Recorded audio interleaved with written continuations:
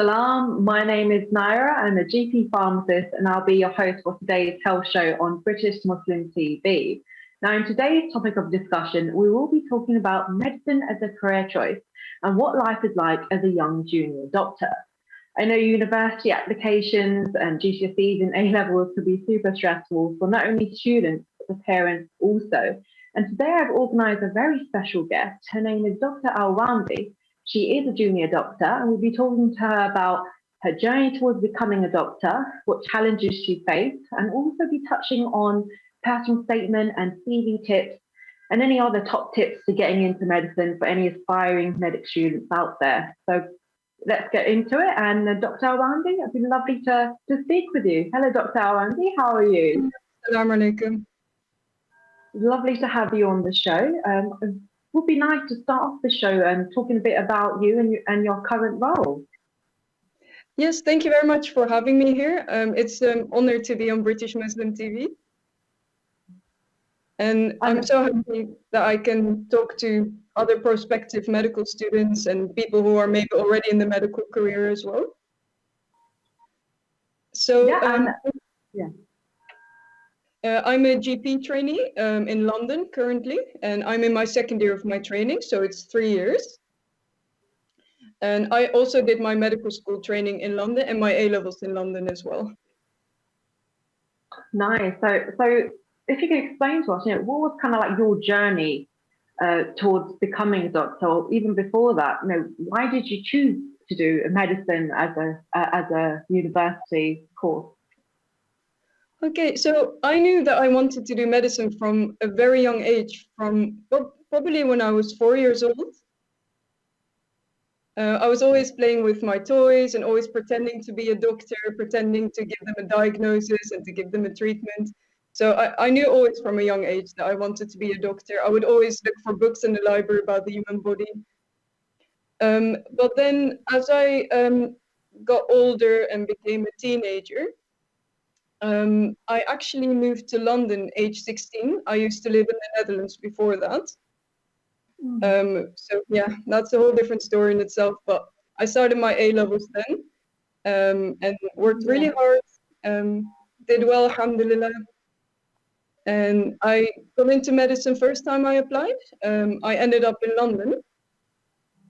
And then I studied for 6 years. So I did 5 years of medicine, 1 year of an intercalated BSc.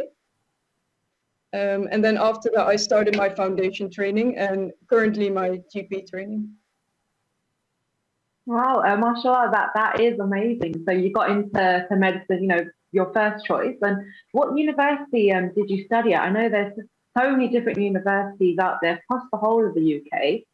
We have a lot of international students that come to London. There's a lot of London students that go outside of London, up north to study in medicine. How did you kind of choose which university was right for you, or did you just kind of fall into any of your top choices? So I ideally wanted to stay close to my family. That was just a personal choice. So my family lives in London, so I chose universities mainly in London, I would say, but also outside. And I think it's very personal. So depending on what you're looking for, I think it's different for everyone, but I wanted to be close to my family, and I also wanted to get clinical experience at an early stage in medical school. And I felt that I really got that where I went to medical school at St. George's.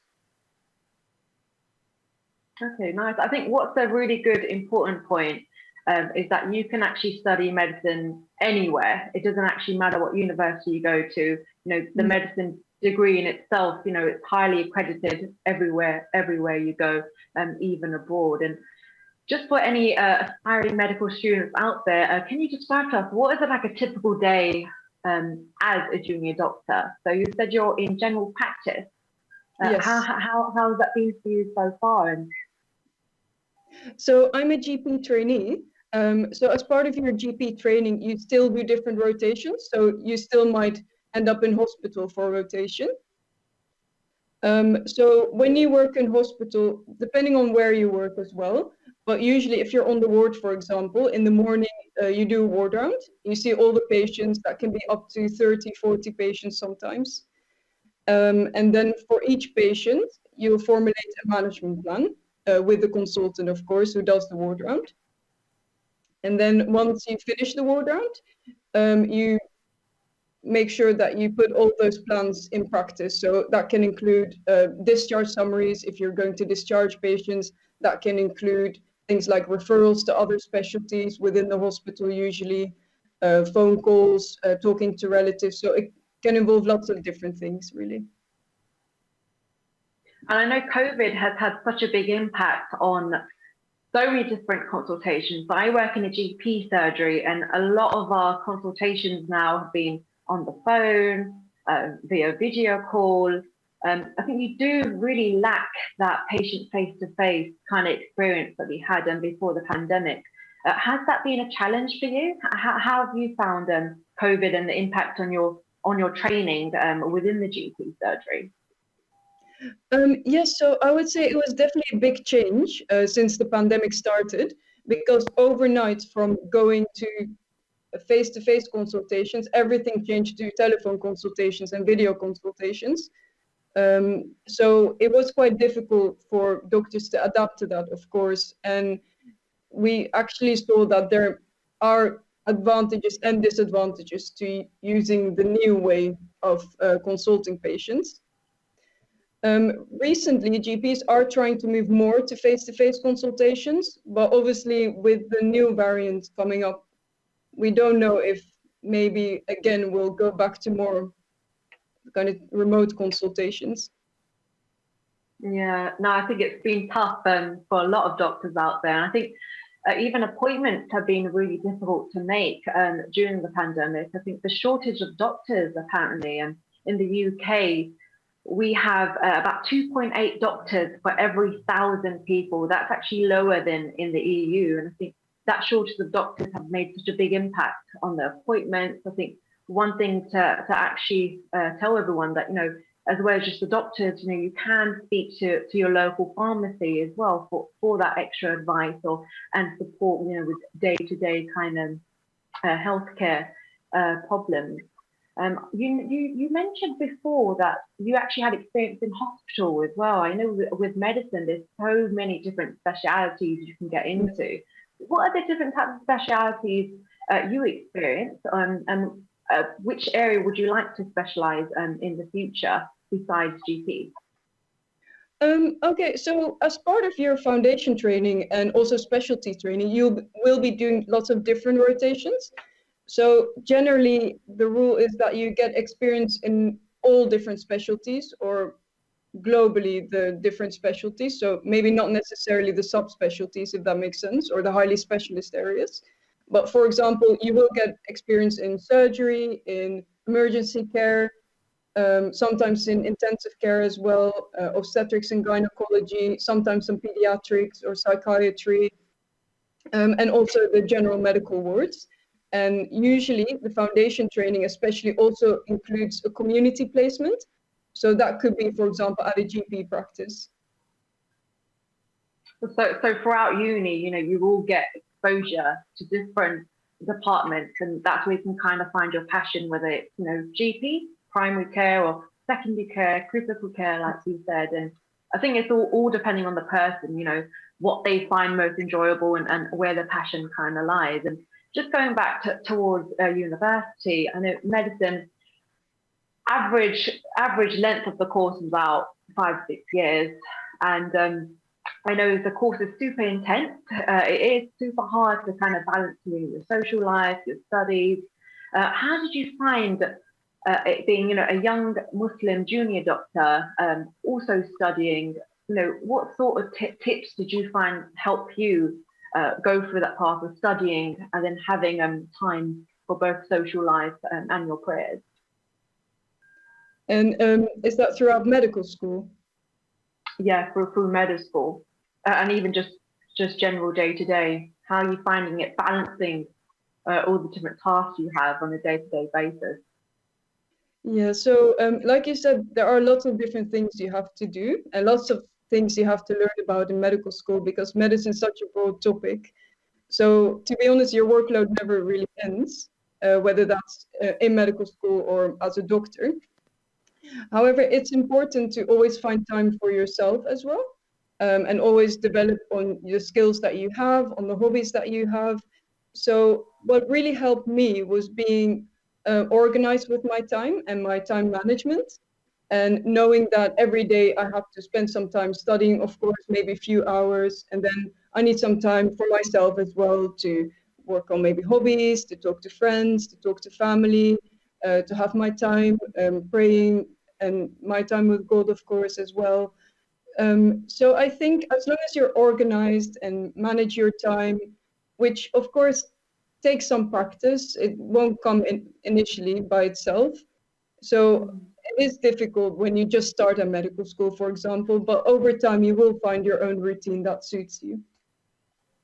Yeah, definitely. I agree. You know, staying organized from day one is probably the most important thing. So, you know, keeping a diary, keeping your folders organized, and coming home and having time, just shut off, spend time with your family and relax is so important for your brain. So, you know, you're absorbing all that information throughout the day, but you need to have some time just to relax, switch off, and recharge your batteries.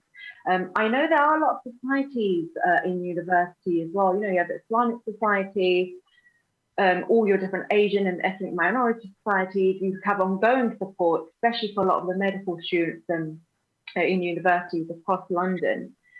Dr. Alwandi, you've been a brilliant guest. We are coming towards the end of part one.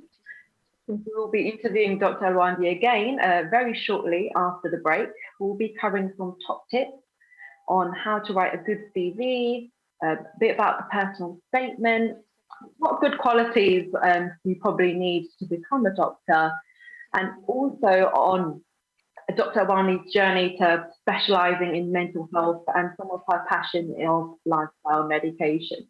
Now, please join us after the break. Thank you so much for tuning for part one. See you very soon.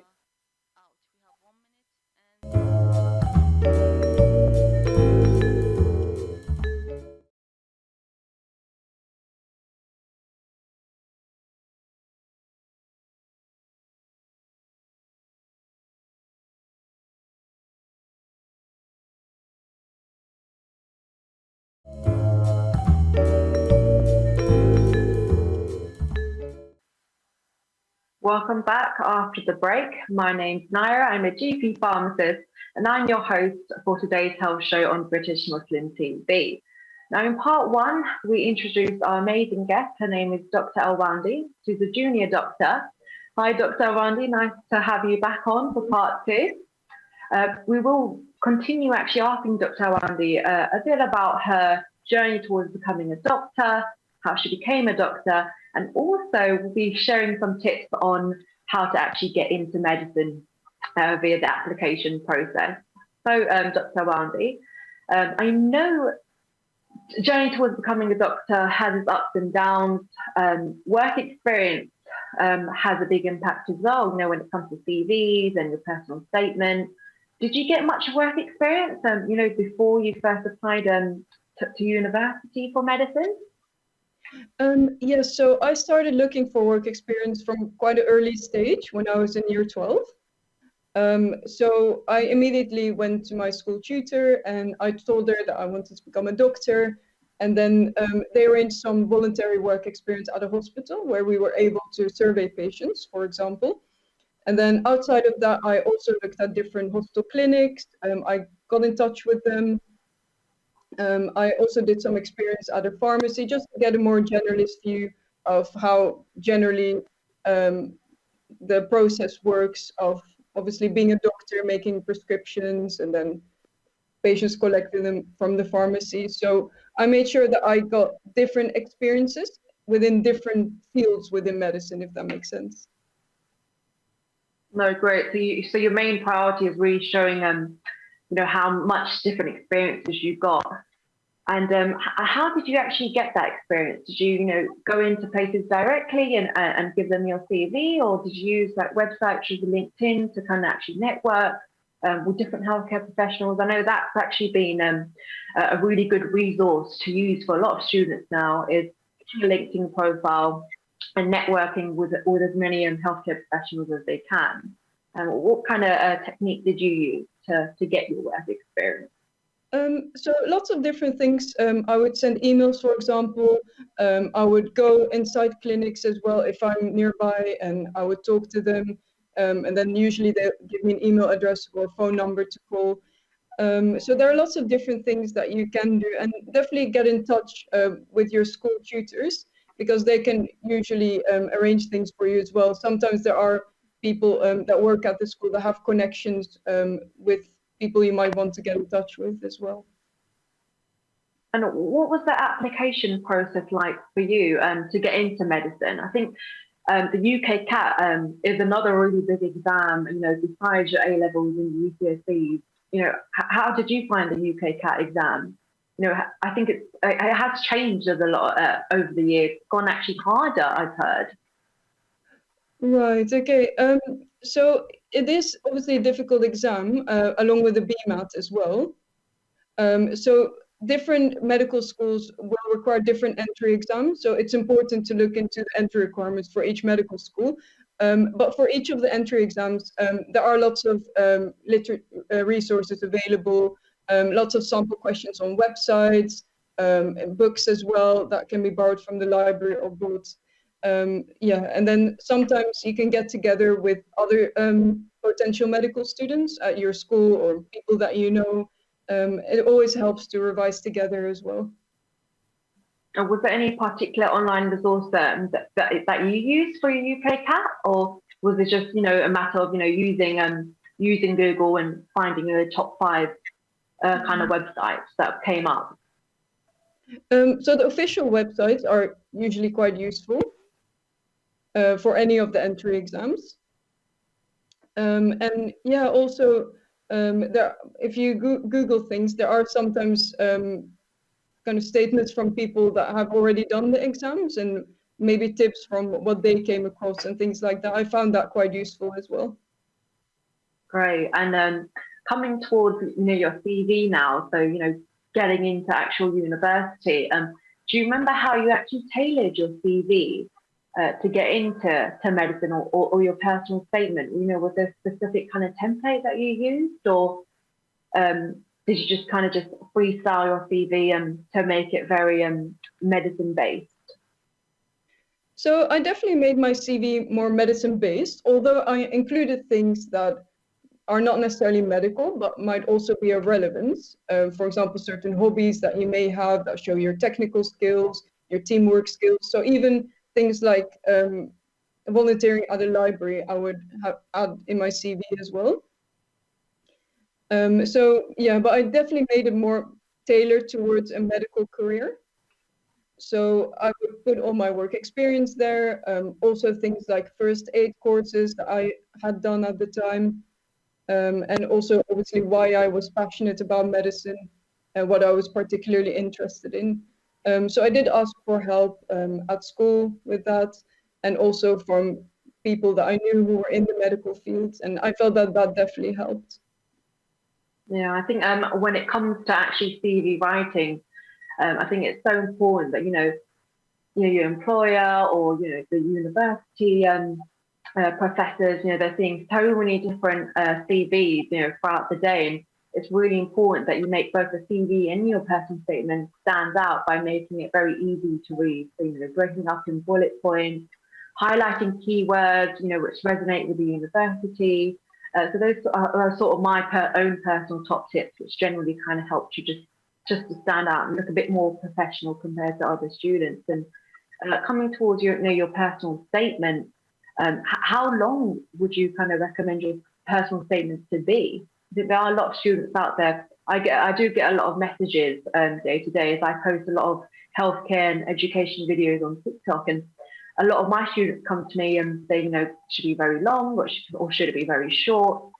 How did you make your personal statement to get into medicine? Okay, so there are specific guidelines on UCAS on how long it should be, how long the maximum should be. So it's very important to stick to that. But I think personally that obviously you should include all your work experience, why you're passionate about medicine, what you're hoping to achieve out of getting into medical school, inshallah. But obviously it shouldn't be just a list of all your work placements that you did. You have to really explain what you learned from it.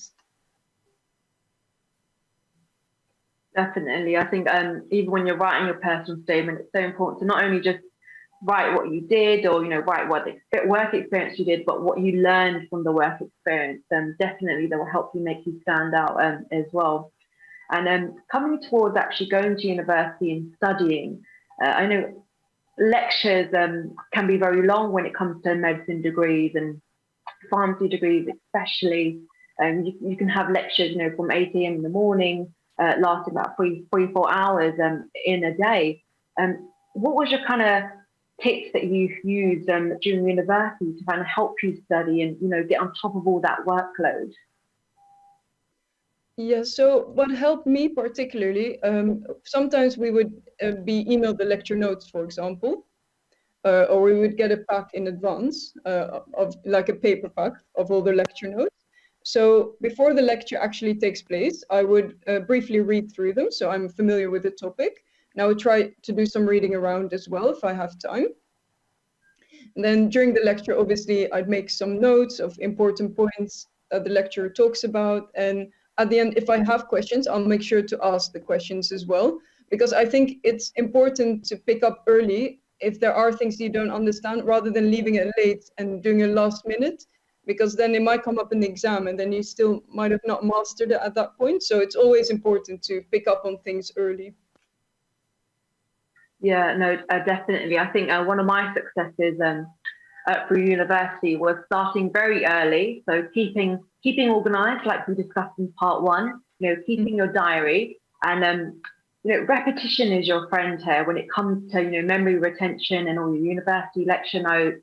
After every lecture you have, make sure, you take that time to go through and really understand your lecture notes as well. So I think that was brilliant tips that you shared. I definitely agree in all of them. And I know the whole process and application towards becoming a doctor, it is a very an emotional roller coaster. What advice would you give to students that might not get the grades or who actually don't get the opportunity to study medicine? Okay, that is of course disappointing for everyone if that happens. And it could happen to anyone, to be honest, because there are lots of different hurdles that you have to get through before getting into medical school. Because obviously it's not just the grades, grades are step one. Like, you have to write a good personal statement, you have to do work experience, you have to pass the entry exams, and then finally you have to pass the interview as well. So there are lots of hurdles, and unfortunately if you don't pass one of them, then unfortunately you don't get in. So for example, even if you did really well in everything else, but then the interview doesn't go very well, unfortunately that usually means that you don't get an offer. So it can happen to anyone, and medicine is generally very difficult to get into. However, if you're passionate about medicine and you know you want to do medicine, then you will keep working hard to get into medicine. And there are lots of different ways to get in. You can always reapply. I've seen people applying 2-3 times and they got in, alhamdulillah. And there are also graduate entry programs into medicine. So for example, people who have studied a different different course, and then reapply to get into medicine, kind of a shortened course of 4 years. Yeah, sure. Graduate entry program. And I've seen people who are, for example, who are much older than me when I was a medical student, who were married, had children, and were studying medicine and had a completely different career before that. So it is possible. Like, if you really want it, there are lots of different ways to get in. Definitely, yeah. So there is a lot of different options out there for a lot of students. And thank you, Dr. Alwandi, for explaining, there's so many different avenues compared to just the traditional route to your typical course in London. I think one advice I'd say is to always do your research. Doing a medicine degree takes a lot of passion and motivation. Always double think, this is definitely the career that I want to do. If you don't get into medicine, there's a lot of different career choices out there. a lot of NHS related jobs. Every job is important, and definitely do your research. Thank you so much for watching the show. I hope it was a very useful information. Please join us again next week. We'll be talking about a different topic of discussion. I'm your host, and good night.